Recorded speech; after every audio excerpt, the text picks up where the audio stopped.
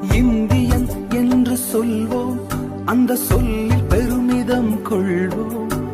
தீங்கற்ற தேசம் படைக்க நம் கைகளை இணைத்துக் கொள்வோம். இந்தியன் என்று சொல்வோம், அந்த சொல்லில் பெருமிதம் கொள்வோம். தீங்கற்ற தேசம் படைக்க நம் கைகளை இணைத்துக் கொள்வோம். நம் மொழிகள் வேறாயினும் நாம் ஒரு தாய் மக்களே. நம் நிறங்கள் வேறாயினும் நம்மில் வேற்றுமை இல்லையே. நம் மொழிகள் வேறாயினும் நாம் ஒரு தாய் மக்களே. நம் நிறங்கள் வேறாயினும் நம்மில் வேற்றுமை இல்லையே.